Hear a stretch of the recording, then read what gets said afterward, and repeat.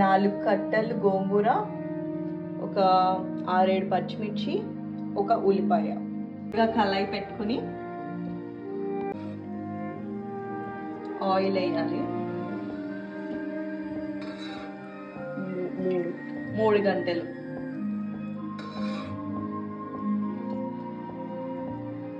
Oil వేడెక్కినాక ఒక ఉల్లిపాయ, ఇది కిలో రొయ్యలకి.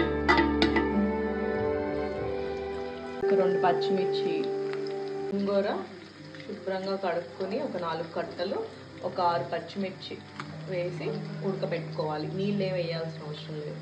సిమ్లో పెట్టి అది ఉడికే వరకు ఉడికించుకోవాలి. పసుపు,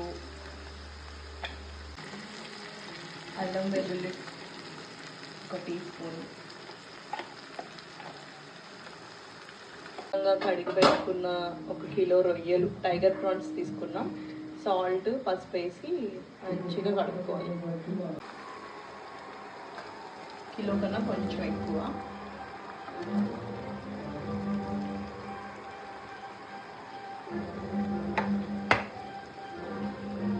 రొయ్యలు చితక్కుండా చిన్నగా తిప్పుకోవాలి. తగినంత ఉప్పు, రుచికి తగినంత. దాన్ని ఇంకేదాకా సిమ్లో పెట్టుకోవాలి.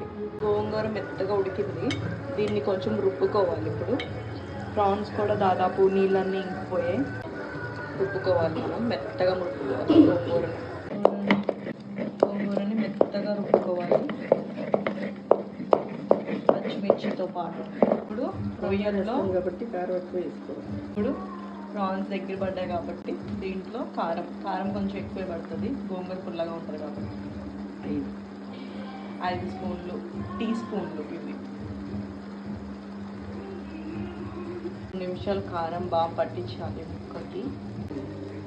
ఇప్పుడు కొంచెం నీళ్ళు, ముక్క మునిగేంత నీళ్ళు వేసుకోవాలి. ఇప్పుడు ఫ్లేమ్ కాస్త మీడియం ఫ్లేమ్లో పెట్టుకుని ఉడికించాలి.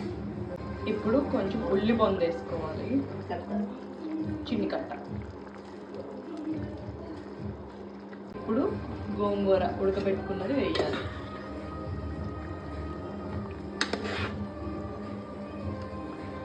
తిప్పుకోవాలి. ఇప్పుడు మంచిగా తిప్పుకున్నాక ఉప్పు చూసుకొని తర్వాత కొంచెం ఉప్పు వేసుకోవాలి. ఇప్పుడు ఇది బాగా దగ్గరికి అవ్వాలి. సిమ్లో పెట్టి ఉడికించాలి. దగ్గరికి అయినాక లాస్ట్లో తాలింపు వేస్తాం. ఇప్పుడు నీళ్ళన్నీ ఇంకిన తర్వాత స్టవ్ ఆఫ్ చేసేసుకుని తాలింపు వేసుకోవచ్చు.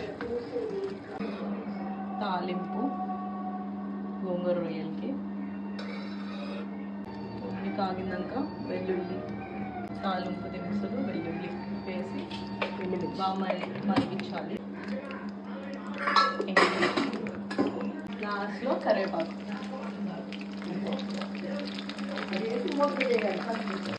వేసి తాలింపుని గోంగూర తాలింపు వేసేసి గోంగూర రైల్లో అలా సంబరాలు మూత పెట్టాడు వెంటనే. రొయ్యలు రెడీ.